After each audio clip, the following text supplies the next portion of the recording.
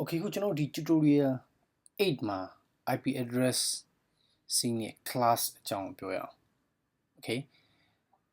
IP address မှာ class ဘာဘယ်လိုမျိုး class တွေရှိရဆိုရင်class A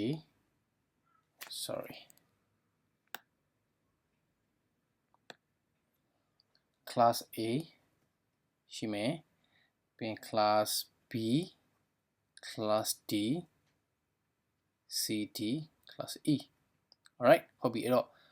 IP address class ABCD E ဆိုပဲရှိ okay ဟုတ်ပြီအဲ့တော့ class A ဆိုတာပါလဲ B ဆိုတာပါလဲ C ဆိုတာပါလဲ D ဆိုတာပါလဲ E ဆိုတာပါလဲကျွန်တော်ကြည့်ကြည့်အောင်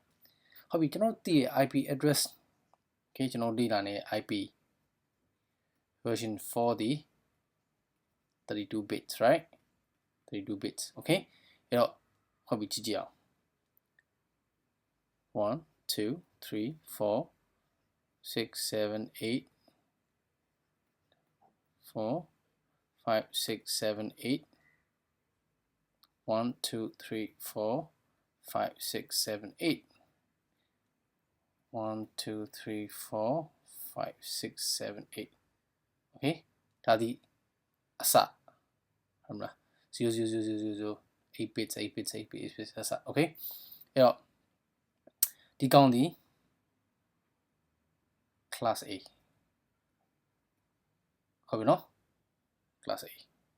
ဆက်ကြည့်မယ်1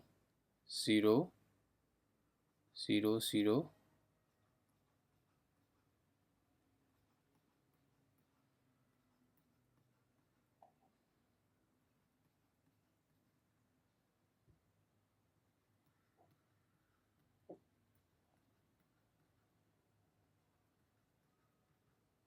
okay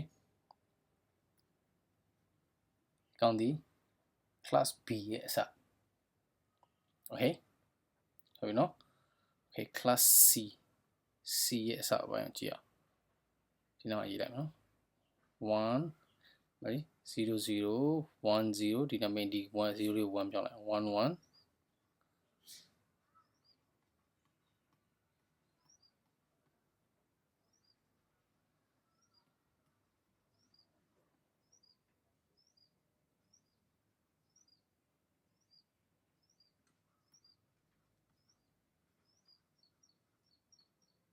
class C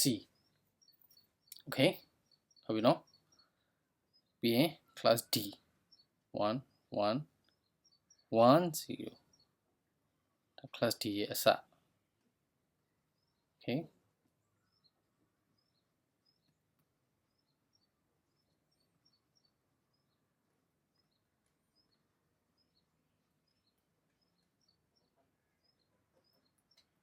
class D ဟုတ်ပြီနော် class E ဆိုလို့ရှိရင်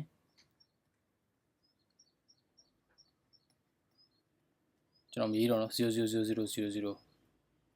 0 0 0 0 0ဒီကောင်0 0 0 0 0 class E ရဲ့အစ okay ဟုတ်ပြီနော်အဲ့တော့ okay ဟုတ်ပြီအဲ့တော့ဒီကောင်က class A ရဲ့အစဒါ class B ရဲ့အစ class B ဒါဆိုရင်ဒါ class D ဒီကောင် class D sorry ဒါ class E okay ဟုတ်ပြီအဲ့တော့ဒီမှာကြည့်ကြည့်အောင်ဒီကောင်လေးဒီ binary အဲ့ decimal ပြောင်းလိုက်ရင်ဘယ်လောက်ရမလဲဒီကောင် decimal ပြောင်းရင်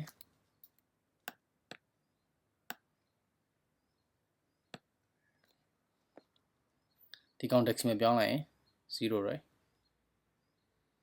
0 right ဒါကိုပြောင်းဒီကောင်0 right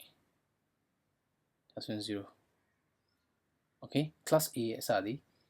decimal နဲ့ကြည့်မယ်ဆိုရင် 0.0.0.0 နဲ့စတယ် okay ဒီကောင်ကြည့်မယ်ဆိုရင် class B ရဲ့အစသည်ဒီကောင်ဒီဘယ်လောက်လဲ2 to the power 7 right 2 to the power 7ဆိုတော့1 to 8 right 1 to 8 dot 0 dot 0 dot 0ဒါ class B ရဲ့အစ okay class C ရဲ့အစကြည့်အောင် class C ရဲ့အစားကဒီကောင်2 to the power 7ဒီကောင်2 to the power 6 right so 128နဲ့ဒီကောင်လေး64နဲ့ပြောင်းလို့ရ 192 class C ရဲ့အစားဒီ 192.0.0.0 okay class D ရဲ့အစားကြည့်အောင်2 to the power 7 2 to the power 6 2 to the power 5ပေါင်းလိုက်လို့ရှိရင် 224 dot 0 dot 0 dot 0ဒီကောင်ဒီ class D ရဲ့အစား okay class E ဒါပေါင်းလိုက်လို့ရှိရင်ဒီကောင်တွက်ဘယ်လောက်ရလဲဆိုရင် 240 dot 0 dot 0 dot 0 okay so ဒါဒီ class E ရဲ့အစား okay ဟုတ်ပြီနော် alright အဲ့တော့ဒီ tutorial မှာဒီလောက်ပဲပြောမယ် see you on the next tutorial